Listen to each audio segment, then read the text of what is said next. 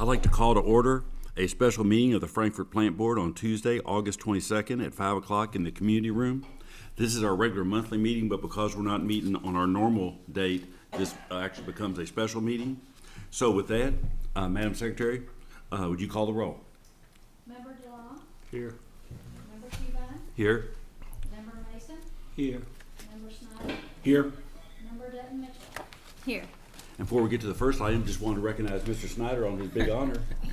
Thank you very much. You're elected what vice? I'm the new staff vice chair for the National Conference of State Legislatures. Yet another unpaid position. And you have like what, 16,000 employees? There are 30,000 legislative staff across the country. So, And no pay? absolutely none. Absolutely none. Sounds like a good deal. It's even a worse deal than this. Is that so? There you go. Well, congratulations. Thank you, sir. Appreciate it. May I ask you, can I have your perks to that job? You can have these, and I'll take the ones. No, there are not many perks. I can tell you that right now. The first item is consider approval of minutes for July 18th, 2023 board meeting. Everybody should have them in front of them. Does anybody have any changes, corrections? If not, do we have a motion to accept? So moved. Do we have a second? Second. All those in favor say aye. Aye. Aye. Those opposed? Minutes adopted. Item number 2, consider accepting financial statements for months ending June 30th, 2023, which was the closeout of the fiscal year, and the first month of the new year, July 31st, 2023. Mr. Denton. Yes, thank you, sir. Good evening. As Mr. Cuban just stated, so we have before you tonight the statement of all of our financials unaudited for the year ending June 30, 2023, and then also the first month of this current fiscal year 24 for July. I'd like to give you a little update first on the audit. The Kentucky revised statutes that form the plant board require an annual audit, and the plant board has retained Blue & Company, and the audit process is going well. We expect to have the draft and actual report to you for review around the October or November meeting, like we usually do. So that's going well. So what you have before you is unaudited. We went through, closed the books, reconciled all accounts, made all year-end adjusting entries, and these are the financials that we gave to the auditors to audit. So what you have before you is what the auditors are looking at and what they're reviewing as they're doing all their testing and all the others required by a public audit. I'd like to start first. I'm just going to hit some of the highlights as we've got a whole fiscal year in front of us. Starting on page 21, statement of net position. This is the same as a balance sheet for a for-profit entity. Looking at line 60, I'd like to focus there. Total assets of right at $230 million for the year. You can see that's up 13.7. By far, the largest concentration of assets we have is our property, plant, and equipment, net of accumulated depreciation. You can see there on line 45, right at $140 million in PPE. You'll notice something on the variance column, the third column over. We had a large year. You know, we had a lot of large investments in our infrastructure going on. We put in around $17.8 million in investment back into our plant. Some of those you might remember with Next Band Reservoir, the T54 transformer and electric, and AMI. So that's a lot of funds going right back into equipment that help to keep services safe, reliable for our customers. So that was the biggest change in assets for the year. Looking at liabilities, something I want to point out, line 125, we have around $107 million in liabilities.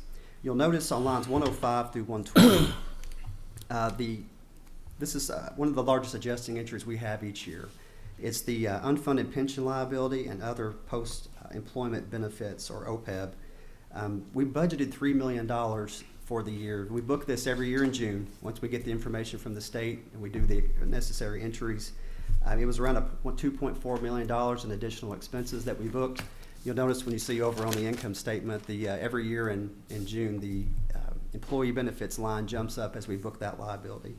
So hopefully we'll see as the contributions come in and we continue to get that fund shored up, that we'll see those unfunded liability adjustments go down. So that was probably the largest worth mentioning there. When you take your assets and liabilities, subtract the two, you get your total net position. You can see just over $122 million for the year, bringing your liabilities and net position to $229 million, equal with your assets. I'd be glad to go into any detail on other statement of net position items you might want to, but those are the main ones for the year that I'd like to highlight. Anybody have any questions for David? Steve? Can you tell me the process of selling surplus property? What's the process? How do you solicit? How do you advertise? How do you know?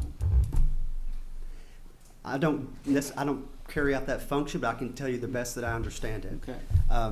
So when there is property identified as it's either met its useful life or it is per our fixed asset policy or looking at our vehicle replacement policy, if it's met those criteria, then it's placed out on Gov Deals for most of it to be, it's an online auction for surplus governmental property. Is there a special provision if another governmental entity is interested in purchasing from us? I am not sure the details of that site. That's where most of the main large fixed assets are being sold through. So what happens if it's not sold on the government site? If it's What's not the second sold, alternative? we typically scrap it. And like, what type of asset are you thinking about? I'm just really trying to think generally the process. Just, most of the time they're sold. If not, it's scrapped, or at that point we decide we can't use it anymore. It's disposed of. Okay. But maybe if you could give the board, maybe next meeting, the process would be if another governmental entity was interested in buying something that had 4 wheels. Okay. Okay. Sure can. I know that anyone can go out and bet on those items, but I'll get that specific information for you. Because I know there's, from the time I know finance has specific rules, and they do sometimes allow, well, for example, finance has a surplus property warehouse, and other state agencies can go in there and buy from finance before it ever hits the auction block. Gotcha. I mean, finance puts a price on it, but if you want to buy it at that price, you can get it. If not, then finance puts, whether it's desk or computers or whatever, I mean, and they sell computers by the pallet. I mean, but they have a process, and who comes up a lot is school districts. Yep. So if you could look at that, I think, Sure. wouldn't that answer the question, what you're looking at, Steve? Somewhat. Yeah, okay. Sure. Whatever. tell you We'll get you whatever you need. Yeah. Looking at page 22, this is statement of investments, cash and investments. You'll notice between, this ties right back to the statement of net position we just looked at. Year over year, we're down about 1.5 million in cash. But if you look at the net income or net contribution, plus you look at the depreciation expense, and the cash actually produced from operating activities, we took almost every dollar and plowed it right back into fixed assets. So that decrease there of the 1.5 million is just a function of all of our investments in that infrastructure. Looking at page 23, you can see this is our bond leases and loans payable. You'll notice at the end of the year, we're at $5.3 million in external debt as a company. One of those, the Series 2013 electric and water revenue bonds, will pay off during this fiscal year on June 30th of 24. So we continue to march down there. What will that take, David, what will that take the 5.3 million to, once that's paid off? The one on June 30th, 2024, what would be after that? So the only thing left will be the third lien lease, which is the lease that we took out with, it's currently with West Banco for the telecom investments that we put back in the system and the head end, which is around just under $4.9 million is what we'll owe at the, it's what we owe currently. And then you take that down another 750, we're just over $4 million at the end of this year. So moving in a good direction there. As far as the financial performance for the year, I'd like to just turn to page 25 and just briefly look at where we are. This is budget to actual, so I'm looking at the third and fourth columns. You'll notice that we're up about 2 million or 2% above budget for the year. That was led mainly, you look at electric up 1.9 million, led by large power customers. Our water up 1.4, led by our commercial and wholesale. And we did have a slight below budget on telecom revenue, but year over year it's essentially flat, so we're holding ground there. When you look at your expenses, operating line 50 and your general and admin on line 275, that totals to just under 100 million, 99.6. We're just about 500,000 above budget, or 0.5% above budget. So overall, held the line pretty well. One thing I want to point out, that if you're looking at the net contribution line at the very bottom, line 340, you'll notice about a $1.5 million discrepancy. in something between budget and actual. If you look at line 280, the capital contributions, we had budgeted to be underway on the county broadband grants, so we assumed we would have about $3.4 million in money coming in that we would have invested and did not. So that was, if you take that out of the equation, you know, we're better actual than budget for the year. But that is where we are this year as we do the audit in October or November. As far as for July, there's nothing really exciting to report. The balance sheet's pretty stable compared to what we just went over, and we're doing better than expected on income and expenses. So I'd be glad to answer any questions. Anybody have any other questions for David? If not, do we have a motion to accept the financials? So moved. We have a motion. Do we have a second? Second. We have a motion second. All those in favor say aye. Aye. Those opposed? Financial accepted. Thank you, sir. Thank you. Item 3.1, turn that over to you, Mr. Snyder. Thank you, Mr. Chairman. Item 3.1 is conduct a public hearing regarding establishing rates for a new tier of next band service and updating Section 10 of the tariff. This hearing will come to order. My name is John Snyder. I've been requested by the board to conduct this hearing. With me today are board members and staff of the Frankfurt Electric and Water Plant Board. We're here to receive comments regarding two items. Number one, establishing rates for a new tier of next band service, and two, updating Section 10 of our tariff. This public hearing was advertised in accordance with the regulations for public notification and appeared in the weekend August 12, 2023 edition of the State Journal newspaper. To conduct this hearing in organized fashion, we've asked that anyone wishing to comment register via an email with Kathy Poe or Kathy Lindsay of the FPB staff. Do we have anybody signed up, Kathy, or any comments received at all so far? Okay. This hearing will be conducted informally and voluntarily by the Frankfurt Electric Water Plant Board to accept comments on the above items. Both oral and written comments will be accepted. Any and all persons present who wish to make the statement will be afforded an opportunity to do so. If you have a written statement to accompany your oral presentation, a copy of the written statement should be provided to the board prior to your presentation. Oral presentation should be limited to no more than 3 minutes, and if necessary, I will interrupt and request the presentation to be completed due to the time limit. I remember the board may ask questions of any person presenting oral comments where it is necessary to clarify the nature or substance of the comments. The board reserves the rights to answer questions brought up at this meeting at a later date, and it is the job of the board to fairly consider various points of view and information. We want public input and involvement, and I hope you do not find our standard procedures restrictive. After this meeting is over with, additional comments and written comments, additional oral and written comments will be accepted and considered if they're submitted no later than the end of normal business hours on September 18th, 2023. To submit a comment, please contact FPB at 352-4372 or on our website at www.fpb.cc.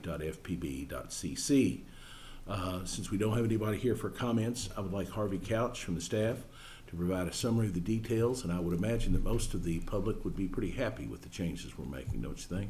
Yes, sir. Thank you, Mr. Snyder. The three main items in this public hearing.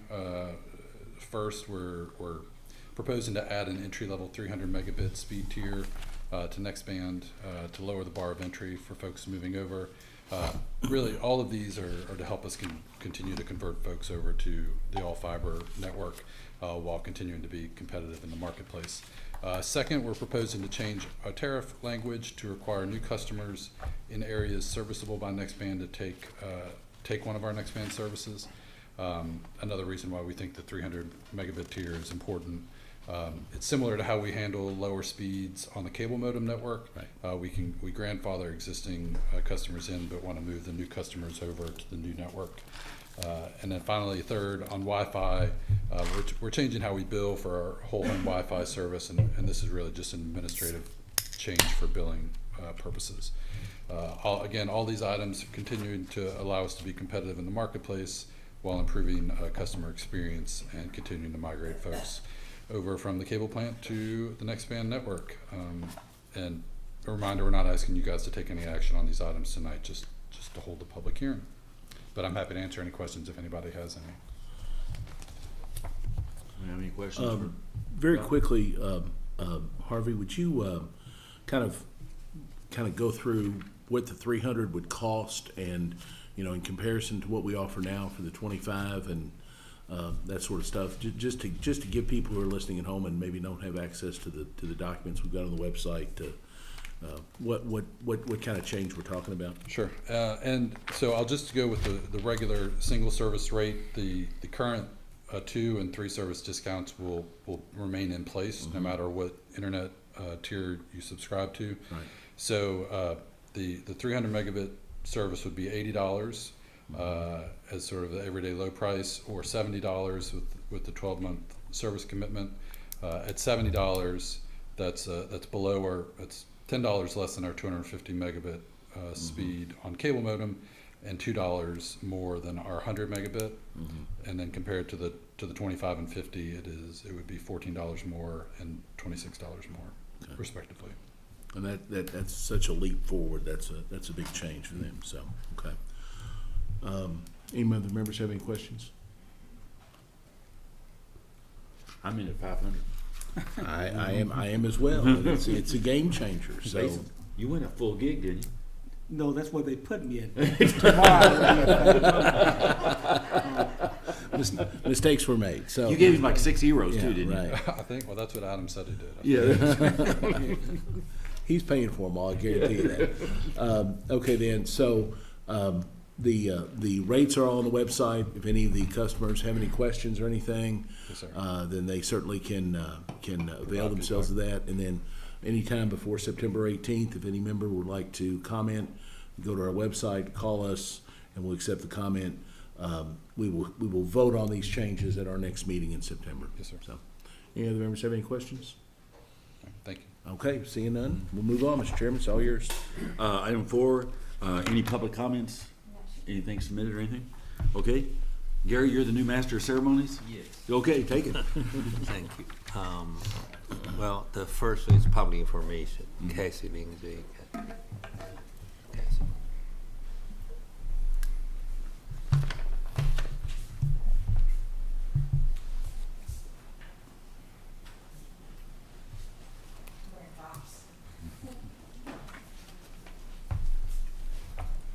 Good evening.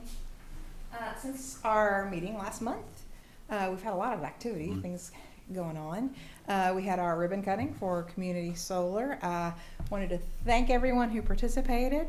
It got a little warm. It was fine. We had a good crowd. We had some good coverage. You did a great job on it. It was Thank well, you. yes. Thank you. I thank the Cable 10 crew for getting it all set up there, and then our marketing crew for getting people up to the site and back, and for getting the room set up for a great reception that afternoon. So I just want to thank everybody for that. We had a good ribbon cutting, and now we kind of had a little soft opening this month, and now we're really starting to launch our communication efforts for that. We have a 30-second TV spot in the works, and we also have a list of every other communication strategy that we're going to be employing that I'll be sure to share with you guys. I brought it with me, but I'll pass it out later. So again, we're very excited about the opportunity. In fact, just today, Travis McCullough and Harvey Couch and I spoke to the Optimist Club. We told them, we talked about community solar, we talked about EV, we talked about our water service line inventory, and about NextBand and the possible new things we're going to be doing with NextBand. So they had a lot of questions, and we're very excited about that. And so we're just happy to have all that information. So because Yeah. you're also covering item 6.8 Oh, on am I? community solar. Oh, am I on that? We might as well do it right while you're up there. So Okay. if I'm interested, if I'm watching tonight or I hear Yes. about it, and I want to buy a share. Okay. Just bottom line, simple. What do I do? Well, you can go to, we set up a new URL today that's really easy to remember, and it's called frankfortcommunitysolar.com. You can go to that, and there's information about the program itself. There's frequently asked questions that if you can go to that link, and there's also a link to an interest form, and also the phone number that you can call if you'd like to just go ahead and get set up. So we're excited about that, and again, we'll continuously be having more information about that.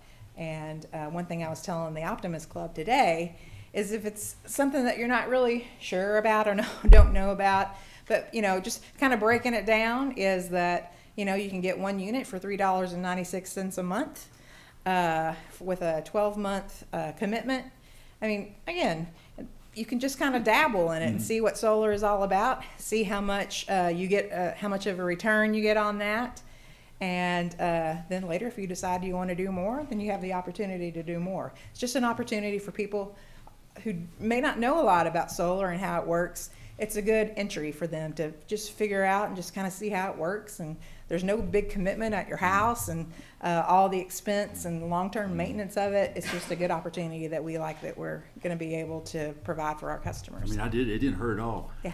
Cassie has told me where to, she checked the block and told Yeah. me where to sign, and it was over. It's pretty easy. Yeah. So we're, again, we're looking forward to it being a great opportunity for our customers and service, really just to kind of see what solar is all about. So that was that. And then that same week, we went to Lyon County for the groundbreaking of Ashwood, our large facility solar plant. And Gary was there representing the Frankfurt Plant Board. They had a very nice ceremony. And we had lunch at Patty's. We had pork chops, which is delicious. But then all of the directors of KYMEA they threw the dirt, so everybody got a ceremonial shovel, which we're going to have here. We're going to have it on display in our lobby when we do our display cabinets that are out there. We're going to have all of those filled with all kinds of FPB memorabilia and things from the past, things for the future. We're going to unveil all of those display cases on our Customer Appreciation Day, which is going to be in October. And we'll tell you next month the exact date for that. Still in the works. So that is that. Again, this month we've been working with the CSRs. We obviously had new office hours that we wanted to make sure that we promoted. So we've been helping them do that, and obviously working with the water department and getting out communications about our water service line inventory that we'd like people to participate in. Should we ask you or ask Cassie, how'd that go with a change with the closing during lunchtime or right after lunch? I am not going to steal Cassie's Well, thunder. then we'll wait here. Okay. So I'll let her report on that. As far as our social media goes, we didn't get a lot of blowback on that. I think people understand we're in a situation where we're going to try to keep our customers as happy as we can. We'd like to keep our all of our employees here fully staffed during our more peak hours. So this is going to allow us to do that. So that's all I have for now. Any questions for Steve? Back to the solar sales. I was thinking that if we, just a thought, if we collected, made a list of charitable places like the Salmon House, and perhaps allowed that to be something where us county folks can perhaps donate, Yeah. you know, about the lifetime, the 25,000, not the monthly, Right. but donate toward the 25 years. Yeah, that's going to be a question I'm going to let somebody else answer. And I don't know if that's something that the board can discuss the policy of how that works, or if that's something that Travis or Cassie know more than I. So I will. Well, I think we can make one transfer, right, Jason? If you buy a share, you can donate at one time. And like in Steve's case, Steve's in KU territory. But if he bought one, he couldn't use it, but he could give it to. Well, I was thinking of something a little different there. Okay. I'm thinking about where the plant board has a list of charitable groups. You donate, sort of like the Winter Care. You donate the money to one of those charitable groups that we have designated. It gets to the 25-year, and you buy I think that's something that we can put on a list to explore as to how that could work. Don't you think? Anyone? I will put that on a list for us to talk about. Yeah, gifting of shares was part of the plan when we developed Okay. the policy. I don't know that it was, it was a one-time transfer because we don't want the units, I should say, excuse me, solar units. We don't want them transferred around a whole bunch of times. But so like KU does something similar where you can sign up and you can gift your solar units. Okay. So yeah, I think we would just need to maybe dig in a little bit on it. Yeah, as we come along with that, I'm sure we'll be having updates for y'all on how that kind of stuff will work. And Kathy, one of the things we had talked about originally was sort of a time limit to try to get people to sort of prioritize making a decision. Where did we land with that? I'm landing on, I'm going to leave that decision to the board to kind of do the cutoff date. I know that Travis has some industry who are interested in larger purchases that we want to make sure they have the opportunity to do that before we save it for somebody else. So if that's something you all want to discuss. Yeah, I think, probably getting the board's input on that would probably be valuable. I don't know that any set time was discussed. Obviously, you know, we wouldn't want to be 5 years down the road, then it wouldn't really make sense for the customer, even on their side, to make that investment. But, yeah, if you like, should we maybe propose something for the board to consider, or if you want to just tell Right us a number, now, of course, that's fine. In the communications that we're putting out, in order to get people to prompt them to do it, we're saying for a limited time. These are available for a limited time, so call now and, get it while you Okay. can. So we haven't We designated. haven't So- put a date on it. So if Yeah. we could have some proposals, because one of the options is to offer to others, governmental entities, anything that wasn't used. Right. So I feel like, So Catherine, do you and Jason may want to follow up with Travis and bring something back for us to consider and act on? sure, Okay. Okay. thank you. And then just a surprise to Travis, I'll let him know after we were being at the Optimist today, I'm gonna make sure that we can get on the schedules for Rotary and Kiwanis just to get the information out as we can to people, and then that stuff that airs on Cable 10 as well, so. Anything else? Thank you all. Thank you. Next was the NOC Director, Dara.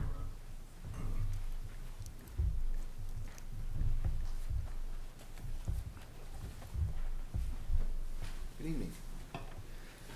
Your NOC report's on page 175 of your board packet, and as expected, July's been a pretty busy month for the locators. They've done 677 locates. We have all 4 locators on the road doing locates and trained up now, so that's a good thing. That really helps. In the NOC, they actually took 3,793 phone calls in July, so it was a pretty busy month there as well. For the locators, I forgot to mention 677 across the 4 utilities was 2,708 utilities for July. So it was it was a pretty busy month. Anything? I'm much quicker than Kathy. Is it? I'm not gonna. But you didn't have a shovel either, so. That's right. Well, next one is the customer service report of 177 pages on 181. Is the customer service supervisor, Cassie.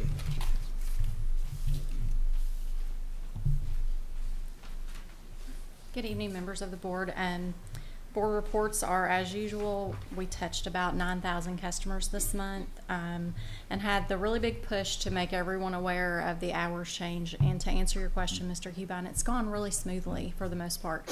The feedback we have received primarily has been positive. We've had customers actually say this is a good thing. This allows the staff to have the break. It allows us to get a concentrated amount of employees during the majority of the day.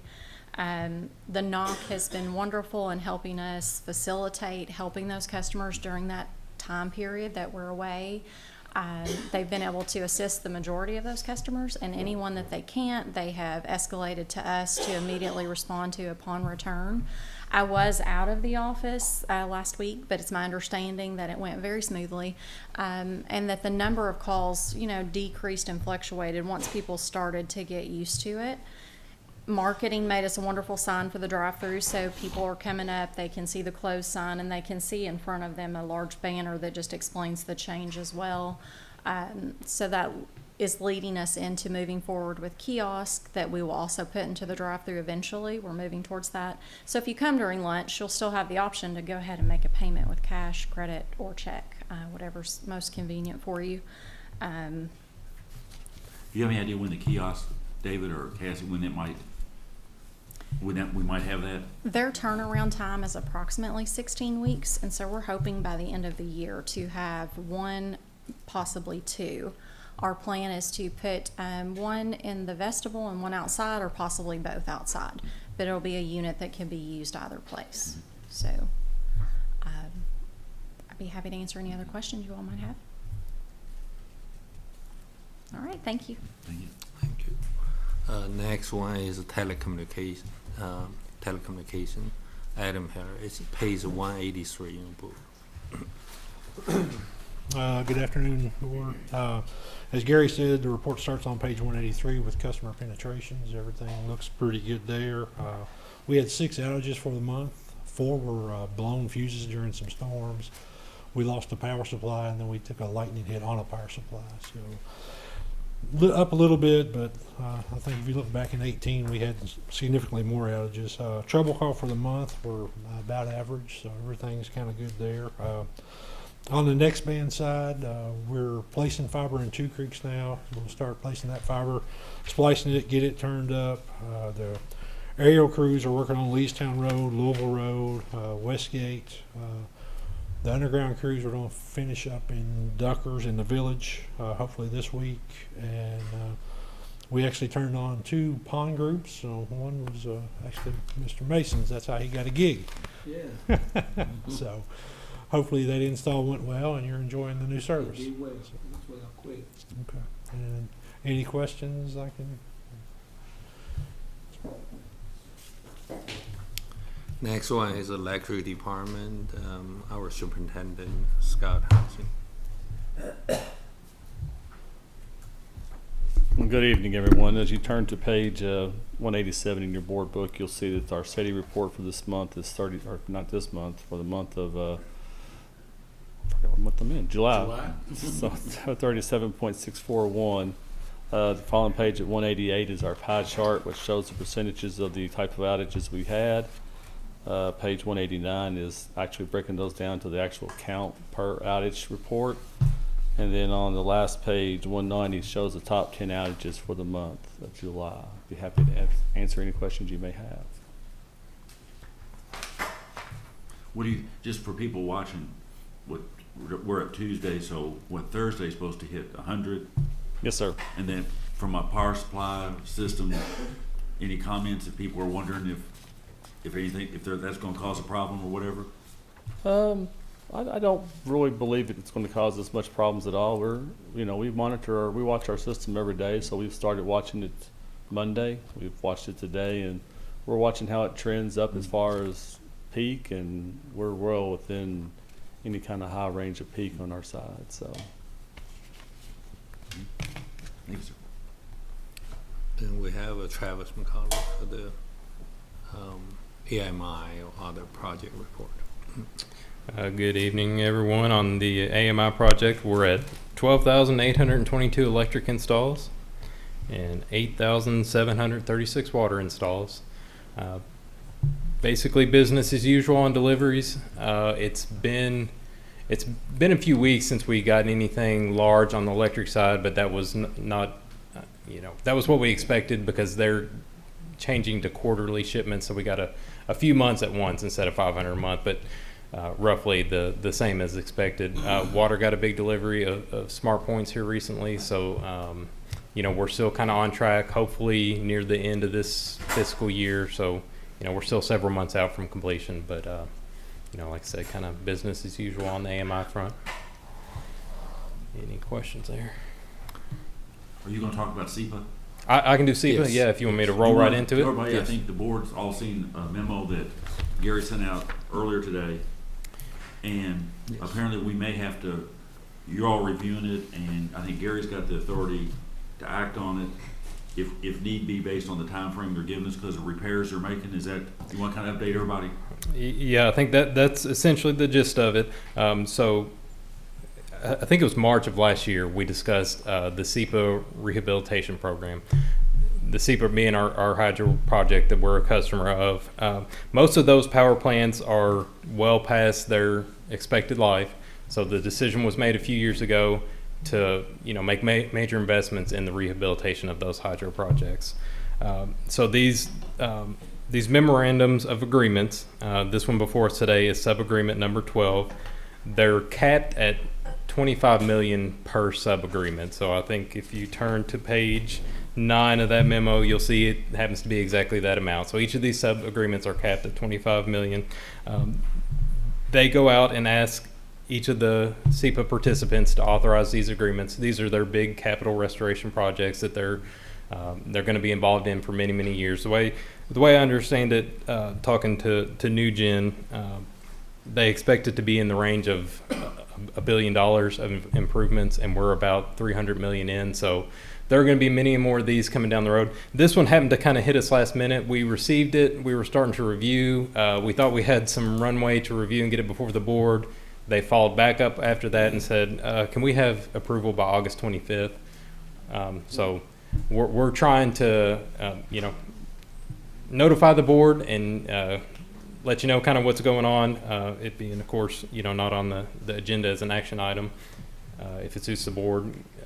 I think Nancy, reviewed it, and if there's no objection, because we can't add it because of a special meeting, but Gary has the authority to proceed with that because we've dealt with this before and we're part of that agreement. Is that correct? Yes, sir. Yes, sir.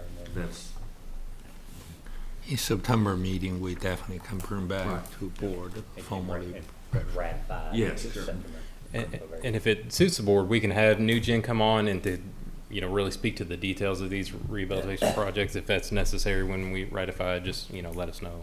We'll make sure they're scheduled. They can remote in to do that.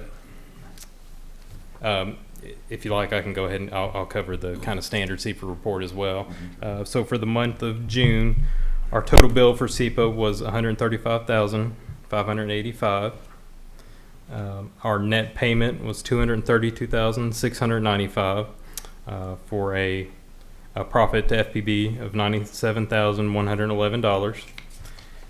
And for the year that's through June of 2023, our net benefit of SEPA is $463,705. So been a pretty good year for us. Last year was a little over 2.7 million. So last year was a really, really good year. Looks like we're not quite on track. I should back up and touch on the total bill portion. If you look down that column, you'll see there was a bump in June. So the way the SEPA allocation works, we pay a fixed charge for SEPA capacity every month. That fixed capacity allocates us a set amount of kilowatt hours per kW that we pay for. This being a really good year, we ran out of that allocation at the end of the year, and there's a slight adder to the charges for the energy once we go past that allocation. So it's in the range of like 1 or 2 cents per kilowatt hour. We're still well in the money. It's still a really good deal to take that energy and sell it into the market. But yeah, so if you're looking at that total bill column, that is the reason for that increase there on that line. any questions for Travis? I do have one thing reported board. Travis was promoted to the director of electrical. So we really want to congratulate him. Been 15 years? 14 years in now, yeah. 14 years with us. Congratulations. Last 4 years being the chief electrical engineer. So we are really glad this happened to us. Yes. Well, thank you. I appreciate the opportunity. Thank you. It's what Patty Peaver said that time over at Frankfurt Cemetery. She liked you. Yes, she did. Yeah. Any other questions? Good there. Good. Thank you. For QIMEA, I really don't have a lot of detailed report. They did have a special meeting, but almost always in the closing section. So I will definitely update you when you, in the closed section, I will go over the detail for you. And the next one is the safety. Our director of safety will give a report. JC. Good afternoon, Mr. Chairman, members of the board. Our safety report starts on page 195 and 1 through 196. Happy to report for the month of July, no OSHA reportables or vehicle accidents. So good month. Good. Happy to answer any questions, sir. Excellent. Great, Thank you, sir. Next one is water distribution. Brian, the superintendent, water distribution, give us a report. Good afternoon, Mr. Chairman, board members. The water distribution monthly report was on pages 197 through 199. We installed 15 new services. We had 5 main breaks and 3 outages. Besides the normal board report, the painting contractor on Taylor Tot Tank, if you've seen it, it's about 95% complete. We will have a change order on that next month. The roof beams, we know about that, but there are a few welds that need to be addressed too, so we're going to put it all together and bring it for one change order next month. Our system maintenance crews were 95% complete on the annual flushing program, so we're about ready to wrap that up. And we also started the Spring Hill Suites line installation. We got the board down underneath the railroad track. That went really well, and we're starting to layer 12-inch pipe and really making some good headway on that project. So, any questions? Thank you, sir. Thank you.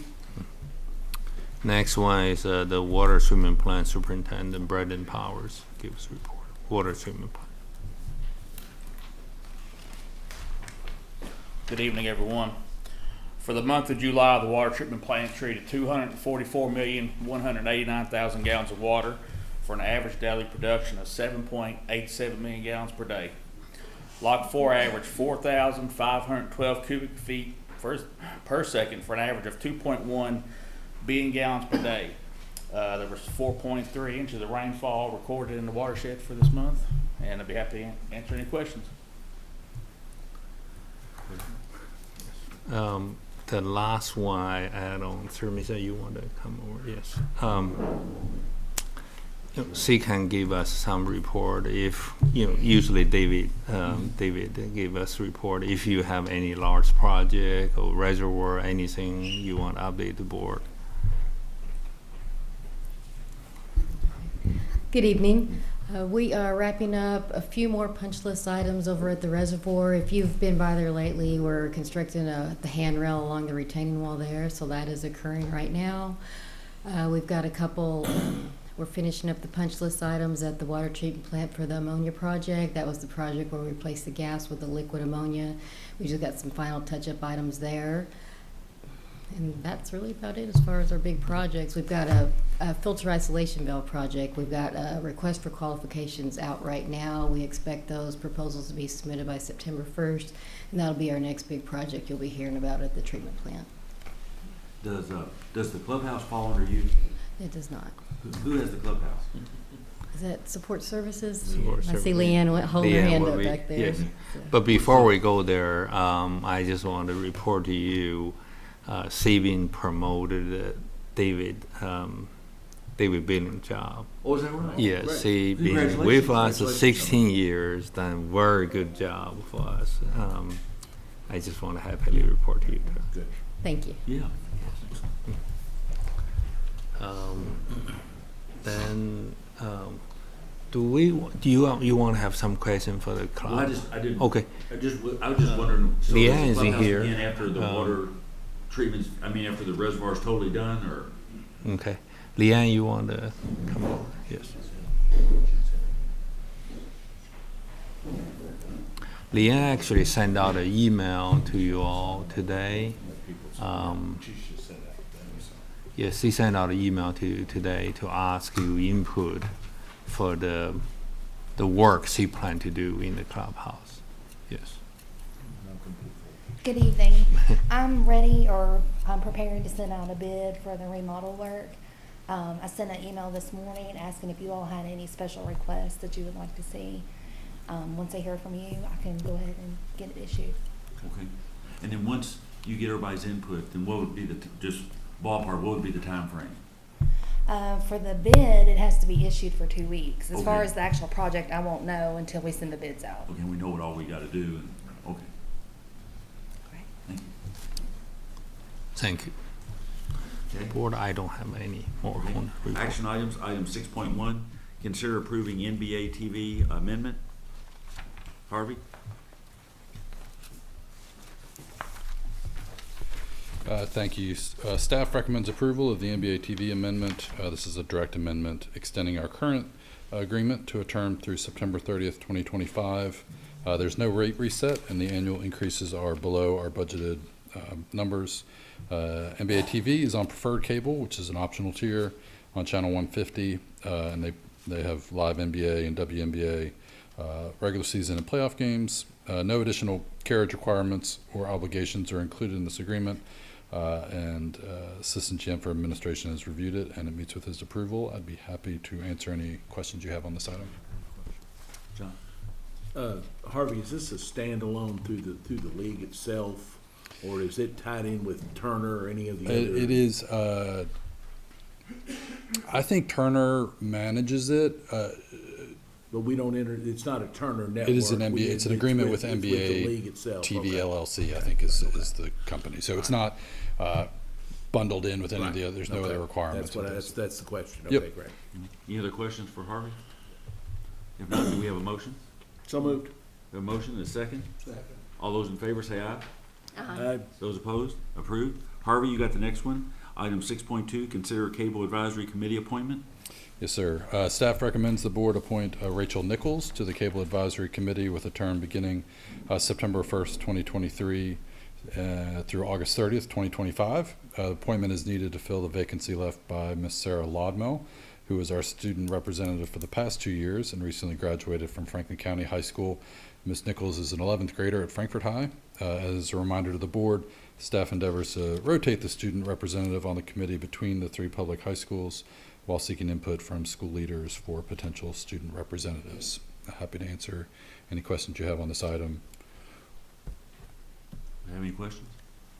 If not, do we have a motion? We have a motion. Do we have a second? Second. We have a motion and second. All those in favor say aye. Aye. Those opposed? Approved. And thank her for serving. I will. Thank you very much. Item 6.3, consider award of bid invitation 1786 for a vacuum truck in the amount of $389,879.28. Good evening. We prepared a bid invitation for a vacuum truck. This is used by electric and water, both departments. We sent the bid directly to 4 vendors along with the regular advertising. We received 1 response. The lead time on this is right at a year. It's in the current budget, but it came a little bit over. So that line item won't be spent this year. It will need to be modified and carried over for next year for the purchase. Anybody have any questions about it? If not, do we have a motion? So second. We have a motion and second. All those in favor say aye. Aye. Those opposed? Motion's approved. Thank you. Consider budget amendment 2024-03 for additional rented warehouse space at 859 East Main Street in the amount of $36,000. Leanne? FPB currently leases warehouse space at 859 East Main Street for storage purposes. The building is divided into 3 sections, and we already rent 2 of the smaller sections. It's approximately 10,000 square feet. The 3rd section has recently become available, and this area rents for $36,000 per year. It was not known at the time of budget prep that this space would be available. Staff is requesting that line item 205 on page 66 of the current budget be increased from $36,000 to $72,000.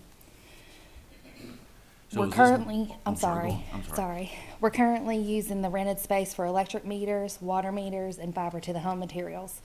Should we rent the additional area, we intend to store additional fiber to the home materials. And the service center, warehouse, and storage lot are at capacity. So is this motion both to, David, to amend the budget and to approve the lease? So it's 2 actions in one? Sure. Okay. Any questions? Okay, if not, do we have a motion? So moved. Do we have a second? Second. We have a motion and second. All those in favor say aye. Aye. Those opposed? Approved. you. Thank you. Item 6.5, consider approval of power supply review task with GDS Associates. As you all remember, we had a discussion on this at a past board meeting, and that was when Vint was still here, and both Vint and Travis assured us that if they in fact were going to use GDS, they would bring back a work plan, scope of work for us to review. And as Gary mentioned, we've got a lot to talk about later. There's a lot going on right now on KYMEA, and GDS is, they were selected, and tonight, I guess, goal is to go through that work plan and get them started. Is that right, Travis? Yes, sir, that's correct. What we tried to do when we were working with GDS after the approval of the service agreement, I guess in a sense, lay out a menu options for the board to consider. There are 5 tasks we've presented for the board to discuss. Task 1 being reviewing some proposed potential generation units that KYMEA is looking at. GDS would help us look at that proposal and lay out some options for us going forward. Reviewing future power supply RFPs.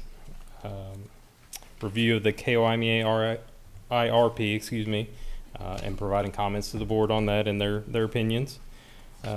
There's also tasks to attend additional FPB board meetings or KYMEA board meetings as requested by the board. Again, we tried to lay out what we thought were the best options, or the most important for the board to consider at this time. But of course, GDS is here with us this evening, so if there are other tasks you wanted them to start with or add to, take away from, I think they're here to help us kind of facilitate those discussions. Okay, at that point, open it up for any questions. They're here, Travis or Gary, any questions anybody's got, or this scope of work you all feel comfortable with getting started on, or if we want to add any tasks, delete them, or.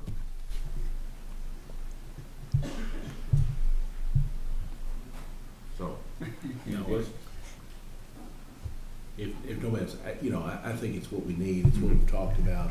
We've got a lot of big decision points to come up with through involving leukemia, kind of some things they want to do, some things we're not sure that we want to do with them. A lot of things going on. So I think this is a good deal, and I think what Travis outlined in terms of, for now, what they're going to look at is pretty much the major items we've talked about. And we can always go back and amend this and add things if we need to. So I would make a motion to approve the agreement. We have a motion. Do we have a second? Second. We have a motion second. Any other discussion, changes? If not, all those in favor say aye. Aye. Those opposed? Good work, Travis. Thank you. Appreciate it. Okay, the next one is existing and new purpose standards created under 2021, the Infrastructure Investment and Jobs Act of 2021.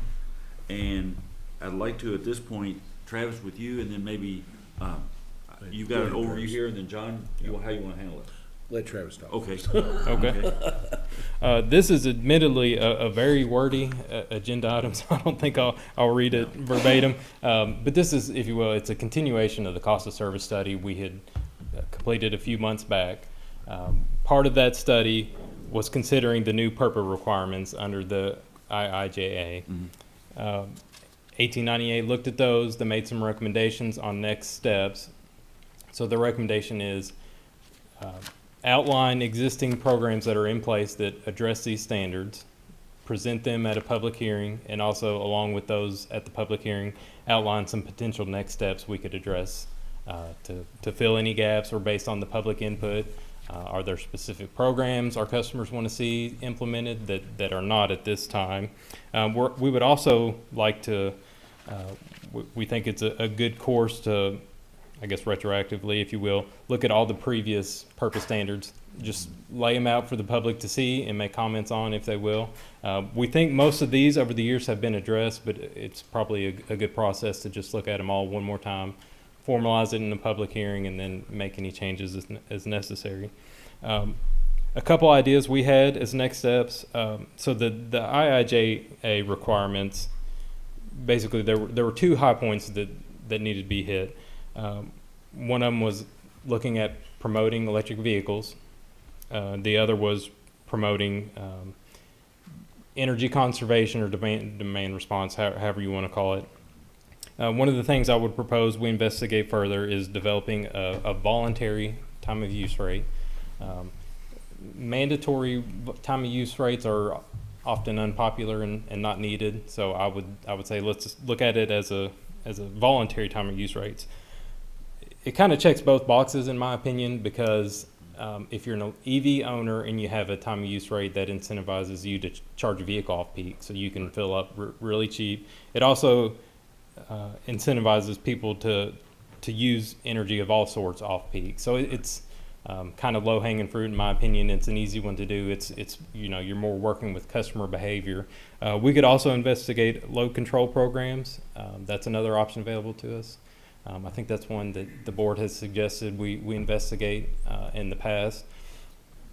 And that certainly can be done. The progress we've made with AMI will help us a lot moving that forward if that's something we want to do. The only caveat there being any kind of electronic device, we're kind of getting back into the supply chain issue, but so it just can be for done. Somebody watching this, what would a voluntary time of use, what would that look like? What would that actually be?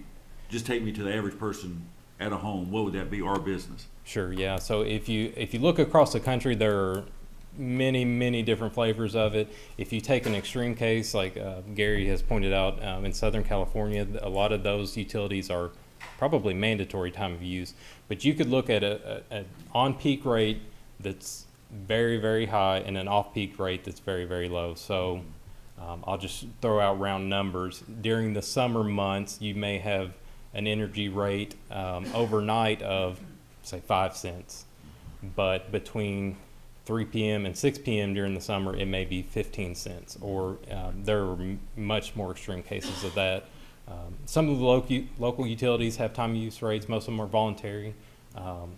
KU, for instance, on their large power rates, they have a time of use. I think it's for all their new large power, especially on the demand charge. So they have, you know, there's a million different options the board can explore. Some people do, you know, you just have a winter and a summer rate, and an on-peak and an off-peak, or you can break that into 3 different time windows and 4 different seasons. I think simplicity is better, but that's the concept. So during our system peaks, we, through a higher rate, encourage customers to, you know, don't run your dishwasher, don't run your dryer, wait till night to do those activities, and, you know, on the flip side, you'll have a savings to do that. So. And all of this, what we talked about before, is all this would be voluntary. We wouldn't impose any mandatory stuff on this. Travis, thank you very much. These standards have been around. They've been around. They initially started back in the late '80s, early '90s, didn't they? Yeah, at least the initial ones, I think, were kind of a result of the fuel shortages. Back in, yeah. So 70s, yeah. They've been a long time, and essentially we just have to we need to. Our task is we need to review these and decide what we're going to do about them. We don't necessarily have to do anything on all of them. We can decide that these standards are not something we need to address. We need to make some sort of decision by November 15th of this year. So my suggestion, I would go ahead and make a motion. Because you love public hearings. I would ask the staff to come back and develop some. If they developed some potential responses to the purpose standards. And I guess the question I have is, timing-wise, if you'll develop the standards, would we have time to advertise them prior to a September meeting, and then have the public hearing in September and vote on them in October? Otherwise, we're going to need to have a special meeting prior to November 15th. And there's what, 13 standards that have to be? There are 13 standards, but like Travis said, there are only 2 of them are new. And we have already, we feel like we've already taken steps to address a lot of the standards already. We've done the rate study. We're just going to reiterate a lot of that in the proposal in terms of, and we're going to find out if the public has any other things they want to deal with. I guess that's the question I'm going to give to staff is, do you all feel like you have time to and if we schedule a public hearing for September, can we get something out on the website because we've got a little bit of a short lead time going into our September meeting because we're a week late on our August meeting. So if you all would rather have something to present in September, we have a public hearing in October, and then we turn around and have a special meeting to take that input and adopt what we need to do. We need to do that one by Zoom if we needed to. Because we need to give the public a chance to see what's out there and see what's available, what they can comment on. And yes. So I don't know what your all's thought process is. Kathy, Lindsay, are you there? Can you come up? No. Have we? I guess the question is, ordinarily our rhythm of all this is, you all, for example, like what we did today on the cable on the fiber internet rates. They brought us this. We approved a public hearing this month, and then next month we'll make any determination we're going to do on the rates. So it really is a 3-month process. We don't quite have that 3-month window right here. Can that window be shortened, or is it something that we would rather, do a September presentation of ideas, a public hearing in October, and then do a special meeting prior to the November 15th deadline? In terms of communication, getting information out, posting things, what do you think? As far as I'm sorry. No, please step in. I was just going to say, because I think there are some legal aspects to it as far as notification. It could be a simple, like Travis and like Mr. Snyder touched on earlier. It doesn't have to be a real, like I said, we've covered a lot of it already with the cost of service study. So getting it, it's just a matter of getting it. We'll get it advertised and so forth before the dates. But it's not a real. The agenda item looks long, but it's not that. It's not really that that But we do need to get stuff on the website so people can see. If you What- if you all feel like maybe by the end of the month we can get something on the website, I would feel comfortable if you all are able to get something on the website maybe by the end of the month, right around Labor Day, then that would give the public 2 weeks to look at it and to prepare for a public hearing, and then we could have the public hearing in September, and we could vote on any finalizing all of our responses in the October meeting, and that would eliminate the need for a special meeting, which is always a good thing. Jason, what do you think? That's fine. So are we Mhm. requesting to set a public hearing? Yes, Yes. please, Okay. please. Yes. So I would, We so, can do that now. so then I will make the motion that we have a public hearing at the October, at our September meeting to review the purpose standards and our response to the purpose standards that have been published, both the existing ones and the new ones, and that those responses for public comment be placed on the website at least 2 weeks prior to the September meeting. I'm confident in working with Travis. We can get the information we need and get a quick turnaround and get it on the website, for sure. Okay. Steve was. No. Okay with that? Okay. I thought you. No. He was just You gotta be careful scratching. if you're an auction, you would have bought something. Oh, yeah. Yeah. Okay, is everybody okay with that plan then? If so, do we have a motion? I just made it. Yeah, the motion, do we have a second? Second. We have a motion second. Any further discussion? If not, all those in favor say aye. Aye. Those opposed? Plan's adopted. Thank you. Go forth and do good. We will. Thank you. Next item, 6.7, update on search for a consultant to review current compensation plan and potential RFP. This was something we talked about at the last meeting, and Michelle was going to get together some ideas and contact some firms. So you want to update us? Yes, sir. Good evening, Board Chair and members of the board. Staff has contacted 4 compensation consultant firms. I have received 1 confidential quote from Korn Ferry. It is listed or provided on the detailed pages on page 241 and 242. I'm awaiting 2 additional quotes from 2 other consultants. All the pricing is estimated to be in the same range of the price that was the quote that was provided. Moving forward, staff asked board, would you like for us to negotiate the pricing once I receive the additional quotes, or would you like for us to go out for a formal RFP? Hence, what's our legal procurement issues here on this? Well, it's a professional service. Right. So number one, the board can decide what agency it'd like to use. First, I like to compliment the contacts you all passed along with the LRC. I have got the contract with Korn Ferry. They work with the state. Yes. And I reviewed their contract packet, and it looks like they were working with the state for the past 10 years for job evaluation methodology. And sort of the scope of it notes that a lot of those folks that were trained in that methodology have since retired or left the Commonwealth over the last 10 plus years. So the state's gone out to review the methodology, and then they've also it's 2023 HB 444 that I guess necessitated a review of. So they're going to review 511 jobs for the Commonwealth and also some IT job classifications. I also came across them in an APPA listserv.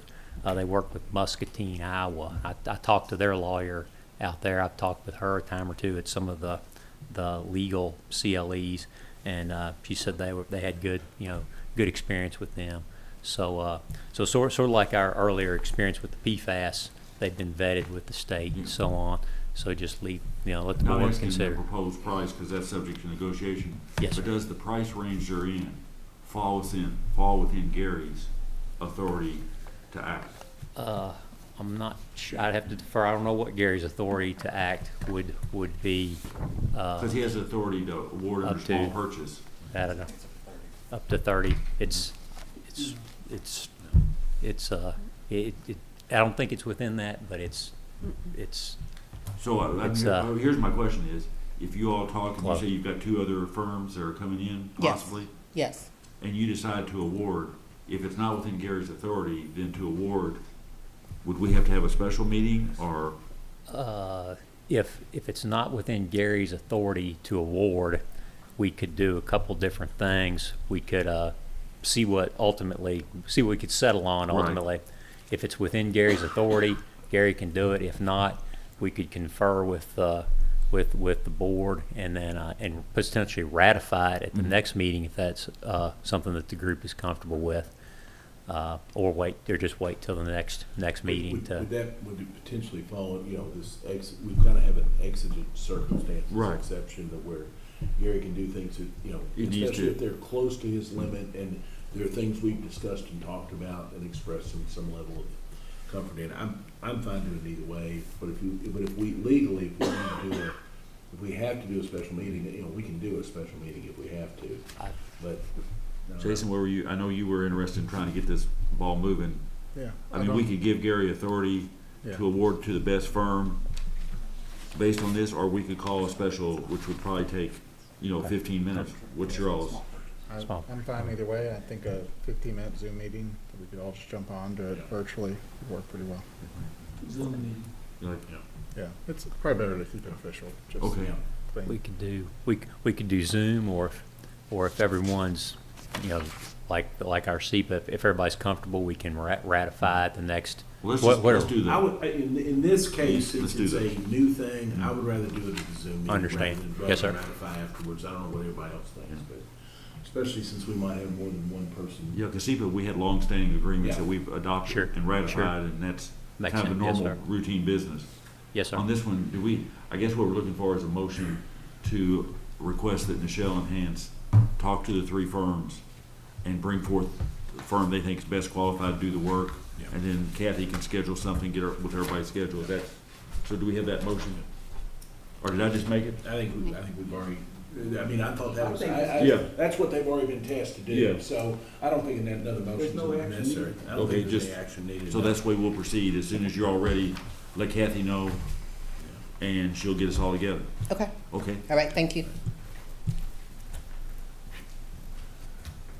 We've already done the community solar. 6.8, yeah. Okay. Okay, item 6.9, John? Well, yes, Mr. Chairman. I've had a thought process. We're kind of in a time of flux a little bit. Coming up in October, we're going to have to elect a board chair again, 2-year terms, and there is both Catherine and myself are up for a potential reappointment in September. Neither one of us has heard definitively any word on whether that's going to happen or not. It kind of puts the board in a little bit of a state of flux, and I have come up with an idea. There is one of our bylaws, Article 12 of our bylaws, states that the board is the officers of the board are limited to any particular office for no more than 2 consecutive 2-year terms. In light of that, part of this is the fact that I think you've done a tremendous job as our board chair. You are in the position you're in. You're able to devote a lot of time and attention to matters that folks like Jason and Kathy and myself that have outside employment are not able to do. And I think you've exerted some tremendous leadership of the board. And this isn't necessarily saying you're going to be the next board chair, but I would like to give the board the option to select John again if they wanted to. So I would propose amending bylaw, Article number 12, to allow holding a particular office for 3 consecutive 2-year terms. And of course, this is allowed under Article 21 of our bylaws, which provides that bylaws may be amended for a majority vote of the board of directors. And I would make the motion that we amend Article 12 to allow for 3 consecutive 2-year terms for any particular officer. And I'd like to add on this. I think this is a good idea, because to serve 6 years, they would have to have been reappointed by the City Commission anyway. So they have other oversights. Yes, absolutely. And I think it works Absolutely. well. It just gives us flexibility, especially with John's leadership. And this would be for any of the officers, right? Yes, this is all officers, secretary, treasurer, vice chair, and chair. And I would second that motion. We have a motion and a second. Any further discussion? If not, all those in favor say aye. Aye. Those opposed? Motion's adopted. Any informational items or general manager issues, Gary? No, I don't. Okay. Next item is request for a closed session. Mr. Chairman, I would request permission to call a closed session for a few matters. Number one, pursuant to KRS 61.810(1)(c, to discuss pending or proposed litigation regarding a collections matter, advertising matter, and a breach of contract matter. Also pursuant to KRS 61.810(1)(g, to discuss a specific proposal that if openly discussed would jeopardize the siding, retention, expansion, or upgrading of the business, as well as under 61.810(1)b, which is the deliberation on the sale of real property. Okay, we have a motion to go in closed session. Do we have a second? Second. We have a motion second. All those in favor say aye. Aye. Those opposed? We're going in closed session. We're going to go upstairs, and the following people need to go upstairs: Travis, Adam, Kathy Poe, Gary, and